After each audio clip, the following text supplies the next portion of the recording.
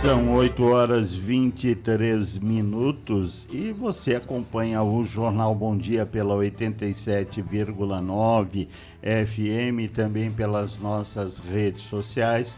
E hoje, com um enorme prazer, nós vamos conversar com o Dr. Fabrício Simone, ele que é o presidente da OAB, a Ordem dos Advogados do Brasil, subsecção de Valinhos, para falar sobre a questão de cobrança do ISSQN de imóveis. Doutor Fabrício, seja muito bem-vindo, obrigado por nos receber.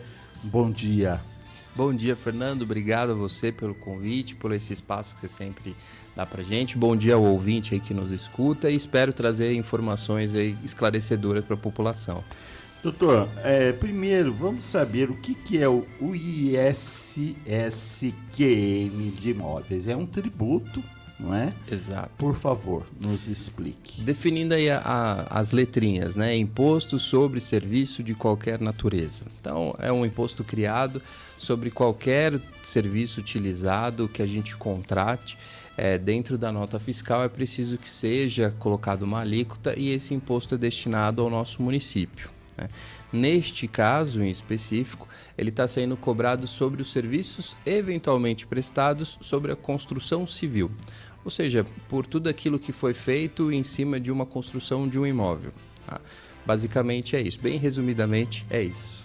Agora, a polêmica, né? A gente tem visto, inclusive, muitas pessoas comparecendo ao Paço Municipal, né? Questionando essa cobrança. Por que esse questionamento? Tá certo. Não só no Paço Municipal a gente tem recebido cidadãos, mas também lá na OAB eles têm nos procurado e justamente por isso é que a gente tem sido bem atuante nessa questão. Mas tudo se envolve aqui na discussão se é possível ou não cobrar este imposto, né? Ocorre que a prefeitura, num dado momento, contratou um serviço aéreo para fotografar alguns imóveis e dentro dessas imagens, comparando com imagens antigas, teoricamente seria possível identificar que houve o acréscimo de uma construção nos imóveis dessas pessoas. Então, cerca de 14.400 pessoas foram lançados esses impostos a eles, né? 14 mil. 14.402 para ser mais exato. É um número considerável, porque nós demos a informação, são 51 mil imóveis cadastrados, né? Distribuição de carnês do IPTU. Exato. Essa informação ela é bem acertada, dos 14.402. Nós retiramos ela diretamente da informação da prefeitura, através de uma resposta de um ofício. Portanto, são de fato 14.402 lançamentos. A prefeitura entende a legalidade da cobrança e nós entendemos que não é legal e de forma técnica, né? Analisando a tecnicidade aqui, se é possível ou não, se esse imposto se enquadra ou não na situação. E a questão envolve a alíquota, a forma como isso foi cobrado. A gente chama isso de pauta fiscal. O ISSQN tem uma lei própria que o define como que deve ser cobrado e a gente entendeu que essas regras não foram respeitadas. E aí, Fernando, se eu puder me adiantar, como nós temos 14 mil pessoas envolvidas, nós entendemos por administrar a justiça como um todo, porque nós podemos aguardar 14 mil pessoas reclamarem à porta do judiciário, ou nós, enquanto representantes da sociedade civil, poderíamos ajuizar uma ação para discutir essas 14 mil. Então, a intenção da OAB aqui não é gerar atritos, não é expor nenhuma política, é de fato preservar aí a administração da justiça para que ela não tenha esse abarrotamento de ações, essa enxurrada de ações desnecessárias e para que a gente possa discutir então a legalidade. E aí fica ao judiciário né, se vai ou não deferir aí a possibilidade dessa cobrança. Doutor Fabrício, bom dia, muito obrigado pela participação aqui na Valinhos FM. Uma parte desses moradores, proprietários de imóveis que foram cobrados, reclamaram que foi uma cobrança abrupta, que eles não esperavam por isso, que já haviam construído há anos, e o prazo pequeno de pagamento que depois foi revisto pela prefeitura. Como você avalia essa situação? Pois é, obrigado pela pergunta, viu, Gustavo? E eu que agradeço sempre o convite de estar aqui com vocês. De fato, isso nos chamou a atenção, o prazo que foi concedido, muitos chegaram com o vencimento ainda já vencido, né? E nós entendemos que era preciso fazer uma gestão disso, ao menos informar o contribuinte de onde que se retirou estes valores, né? E é justamente por essa situação que você falou, olha, os valores são abruptos, é que a gente começou a perceber a falta de possibilidades, a falta de ilegalidade, porque presumiu-se o valor. E é aí que está aqui a discussão central da nossa ação coletiva. O ISSQN não pode ser presumido, né? Ele tem que seguir a lei complementar que o define. E é aqui que gera toda a discussão técnica da cobrança. Então, nós avaliamos aqui que faltou gestão nesse sentido, de encaminhar um comunicado informando o porquê e como que ele deveria discutir, né? Então, é com base nisso que a gente está levando a discussão ao judiciário. Doutor Fabrício, foi mantido, né, um contato com a prefeitura, o senhor já disse que foi encaminhado um ofício. Como é que estão essas tratativas? Legal. Olha só, Fernando, há um ano, quando nós assumimos a ordem, nós já solicitamos primeiro uma reunião com o então presidente da Câmara, que era o Franklin, para verificar justamente se estava em algum projeto em discussão nesse sentido. E, então, é uma preocupação que não é de agora. A OAB está acompanhando essa situação há um ano. E foi apresentado um projeto de lei na época pelo Executivo, pela nossa Prefeitura. Esse projeto de lei não foi aprovado, então ele definia possibilidades, anistias, isenções, mas ele acabou não sendo aprovado pela Câmara.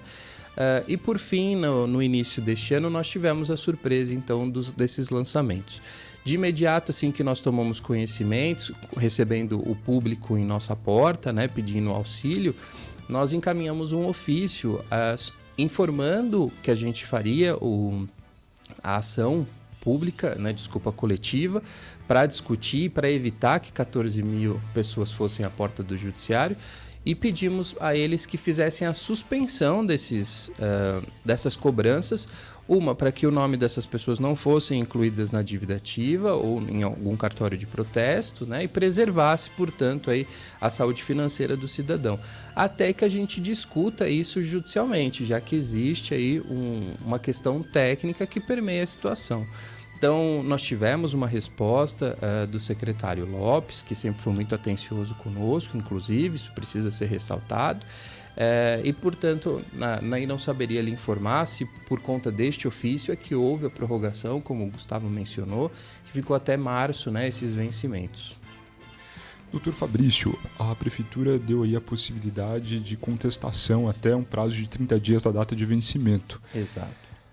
Algumas formas ali foram colocadas, como fotos do imóvel há mais de 5 anos e tudo mais. Esse foi o melhor caminho escolhido e é uma forma fácil da população que está tendo essa cobrança de contestar ou não? Sim, é possível, né, que o contribuinte ele faça esse recurso administrativo, e eu oriento que o façam, né, porque como a gente tem aí uma questão técnica envolvida, e além disso a gente pode também falar do que chamamos de decadência, né, ou seja, entendemos também que o período de cobrança ele já ultrapassou e, portanto, eles não poderiam ter atribuído essa cobrança neste momento, em 2023, então tem essa discussão. Então, é perfeitamente possível e viável que se faça o recurso administrativo, porque se for reconhecido pelos auditores fiscais da Prefeitura, se encerra ali o processo. A questão é que se nós pegarmos algum auditor mais conservador, né, ou que esteja com outro olhar sobre a questão, ele vai negar a procedência aí do recurso. E aí cabe a esse contribuinte entrar na justiça. E é nesse momento que a Ordem dos Advogados tem um papel fundamental. Agora, a legislação, o que prevê, doutor, para caducar esse processo? São 5 anos? Exatamente. Seriam 5 anos, é o que a gente está colocando. E como essas fotos elas se referem a um período de construção maior do que 5 anos, em regra, né, e se reconhecido pelo juiz, teríamos a decadência. Agora, vocês já formularam essa demanda judicial, já entrou no judiciário? Como está esse processo? Sim, nós tivemos uma reunião com a OAB Seccional, né? Aqui nós somos a subseção de Valinhos e passamos as informações para o Estado. Então, a nossa diretoria, composta pela doutora Patrícia Vanzolini, primeira mulher eleita como presidente, isso é sempre importante ser ressaltado, entendeu também pela ilegalidade da situação. Inclusive, nossa diretora, a secretária-geral, doutora Daniela Magalhães, que é tributarista, também entendeu por essa ilegalidade e nos deram aí os documentos necessários para a gente providenciar a ação coletiva. Essa ação ela foi distribuída aqui em Valinhos, está sobre o tratamento do Dr. Geraldo, que é o nosso juiz corregedor aqui de Valinhos e também titular da 2ª Vara Judicial. E nós solicitamos uma liminar. Essa liminar é para que se suspenda essas cobranças das 14 mil pessoas, né? Tenha um efeito vinculante, ou seja, que vincule a prefeitura a essa decisão, para que qualquer pessoa que esteja sobre um processo administrativo ou judicial ou que não tenha essa orientação seja abarcado por essa liminar. O doutor Geraldo ainda não se manifestou, estamos aguardando, acompanhando diariamente, e assim que eu tiver informação, a gente faz uma publicação aí para que todos tenham conhecimento. Doutor Fabrício, os contribuintes que quiserem a ajuda da OAB, eles precisam ir à OAB com quais informações e documentos? Poxa, que interessante, Gustavo. Eu acho que essa talvez seja a melhor pergunta aqui, porque o contribuinte, ao receber essa cobrança, veja que teve pessoas que receberam R$200, R$800, mas teve pessoas que receberam R$10 mil. E eu fico pensando como que foi a pessoa com IPTU, IPVA nesse início de ano. Susto! Como que não foi, o que fazer, né? E sabemos, inclusive, que muitos já foram à prefeitura e fizeram parcelamento, um plano de pagamento, sem saber se devem ou não, ou imaginando que não teriam, né? Você mencionou a foto do imóvel ou algum documento que comprove, como não teria, como que discutir isso, né? Então já fizeram o parcelamento. A OAB está para todos, porém a gente precisa ter alguns requisitos, né, como você bem mencionou, para que possa ser fornecido um advogado gratuito. Então, para que fique de conhecimento geral, nós temos um convênio com a Defensoria Pública do Estado, advogados de Valinhos são conveniados pela Defensoria e a gente fala que eles são advogados dativos, tá?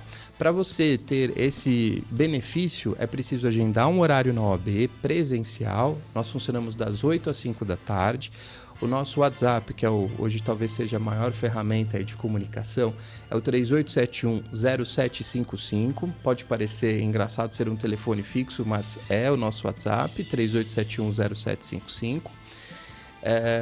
E no nosso WhatsApp você faz um agendamento.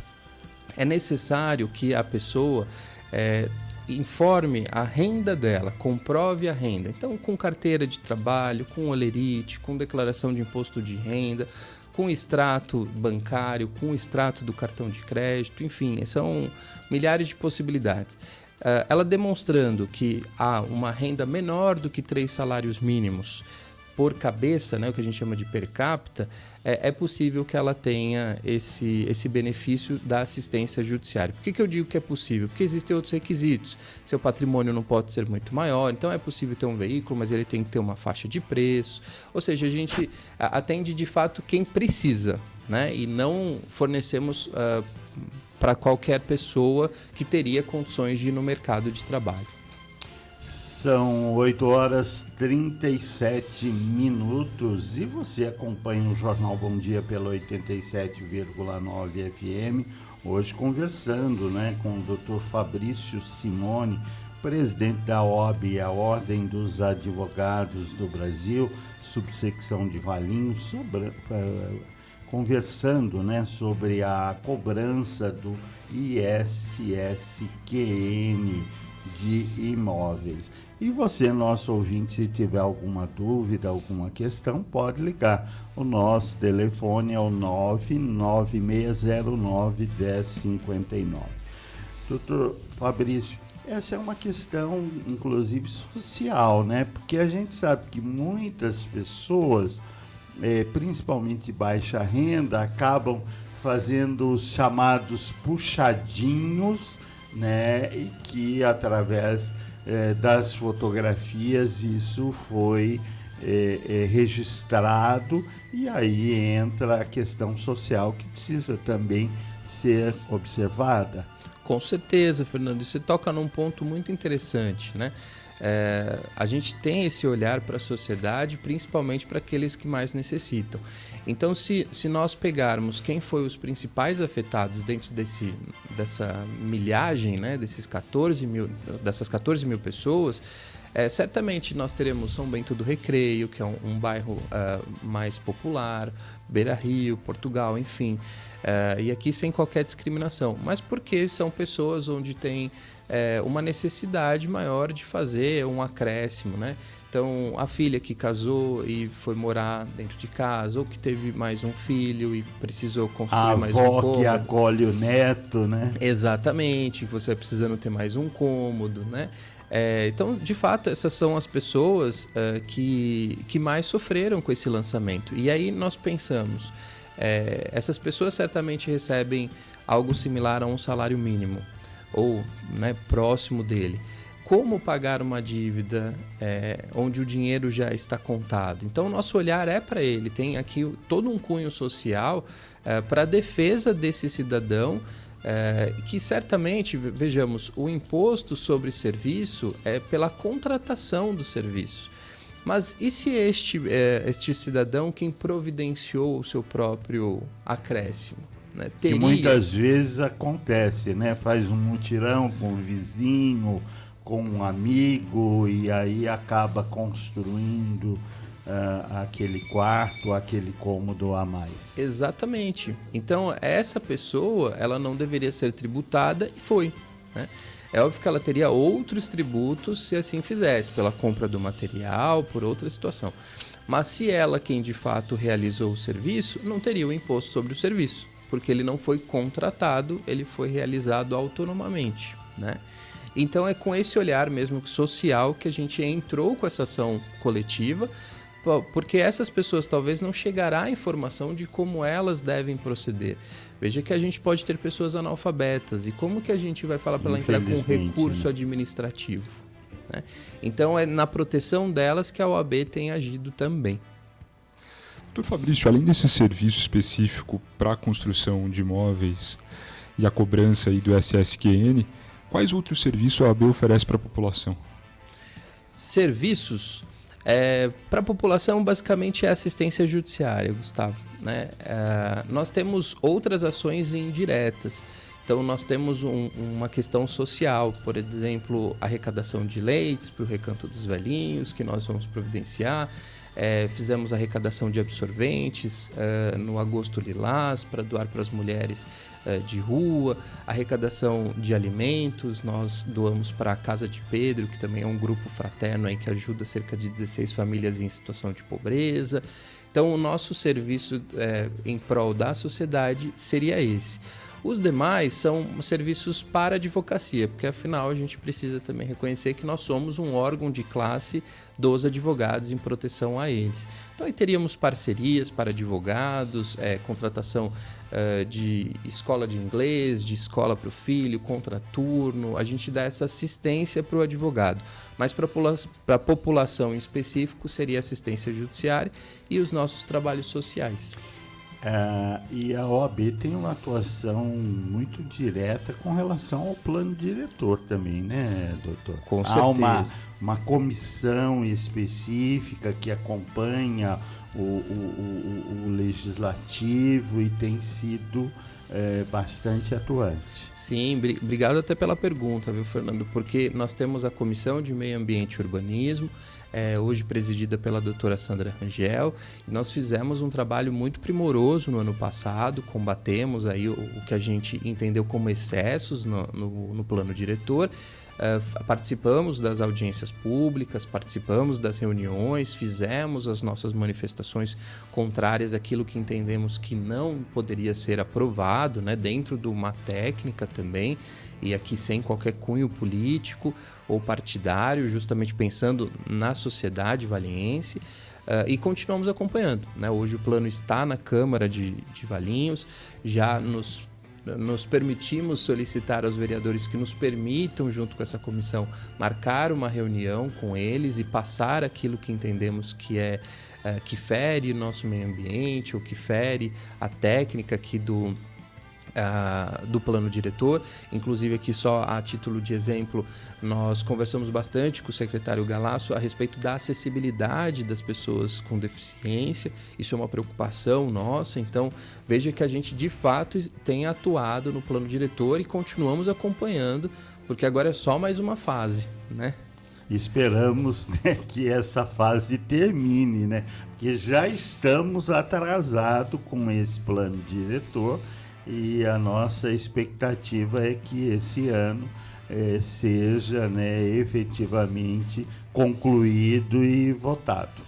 Sim, é a nossa expectativa também, né? Se fala em atraso, já são mais 10 anos aí que precisaríamos estar com ele. Daqui a pouco nós estamos discutindo já o próximo e ainda não terminamos este, né? Mas estamos fazendo de tudo para que isso seja da forma mais breve, mais célere, mas infelizmente a gente precisa passar por uma série de burocracias, porque afinal é o plano que vai reger a nossa cidade daqui para frente. A gente precisa ter um carinho, um cuidado muito grande com ele. E a complexidade dele, né, é por demais complexo, porque inclui zoneamento, quer dizer, propostas de crescimento, a preocupação com a água, né, apesar que nós estamos num período de muita chuva, mas a gente sabe que uma das preocupações prementes de Valinhos é com relação à nossa água. Sim, água, a gente fez até o ano passado o 5º Fórum de Debates de Recursos Hídricos, também promovido pela doutora Sandra Rangel, que foi exemplar. O doutor Walter, presidente do DAEV à época, nos concedeu uma palestra incrível e outros tantos. E a gente discutiu justamente quais possibilidades a gente poderia trazer para Valinhos. Inclusive a capitã Lucimara, a nossa prefeita, esteve presente, falou sobre a construção de uma adutora, né? O que deve ser entregue também para que nos facilite. Mas a minha preocupação, Fernando, é sempre que esse é o período de chuvas, mas no nosso período de seco é seco, né? Então a gente tem que saber administrar, na minha visão aqui, ainda que leiga sobre o assunto, como que a gente reúne essa água que se excede nesse período, né? Exato, para ser utilizado futuramente. Eu acho que poderíamos caminhar sobre isso. Inclusive, neste fórum, discutimos sobre essa possibilidade de fazer o que nós chamamos lá em São Paulo de piscinão, né? Para que a gente possa arrecadar essa água, reservar e, quando faltar, a gente ter como utilizá-la, né? Doutor Fabrício, retomando, nosso ouvinte que foi cobrado aí pelo ISSQN, está se sentindo prejudicado, o que ele deve fazer, como ele deve proceder, caso ele busque ajuda aí da OAB Valinhos? Tá certo. Então, vamos só deixar bem definido, tá, Gustavo? Ele não necessita de advogado para entrar com recurso administrativo, tá? Isso é uma condição especial do contribuinte.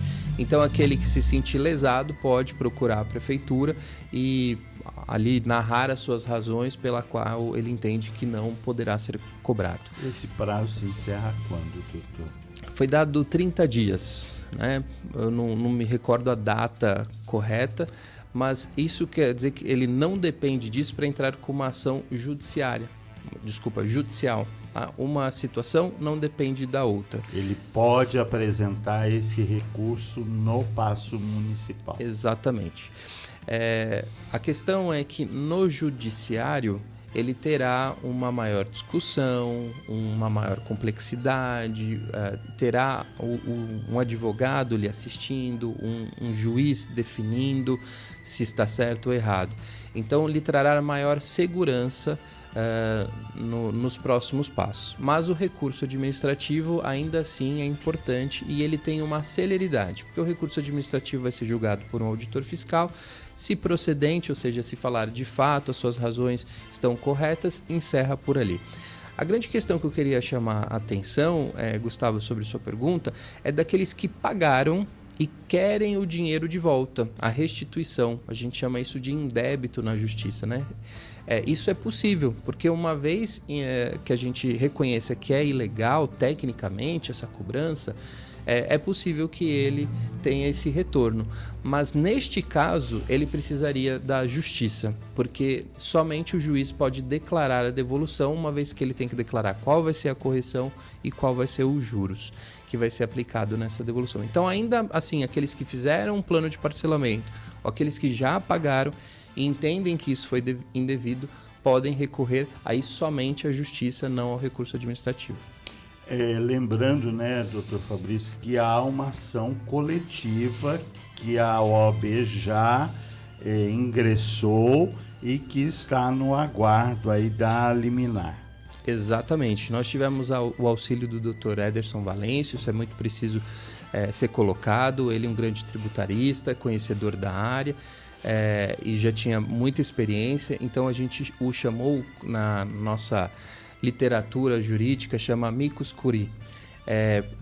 Quando você traz um expert no assunto para auxiliar o juiz, né, e a advocacia a entender a situação. Então o Dr. Ederson foi selecionado, o Dr. Geraldo, nosso juiz, ainda precisa deferir sua nomeação como amicus curiae, mas nós já solicitamos. Então todo o trabalho foi feito por um técnico, e por isso que eu falo que tecnicamente nós entendemos que não é possível essa cobrança. Informações na OAB, né, se tiver alguma dúvida, horário de funcionamento e a localização da OAB, a Ordem dos Advogados do Brasil, subsecção de Valinhos. Muito importante, inclusive. Nosso telefone, 3871-0755, embora um telefone fixo, também é o nosso WhatsApp, tá bom? Pode chamar a gente lá, serão atendidos. Nosso horário de funcionamento, das 8 da manhã às 5 da tarde, de segunda a sexta-feira.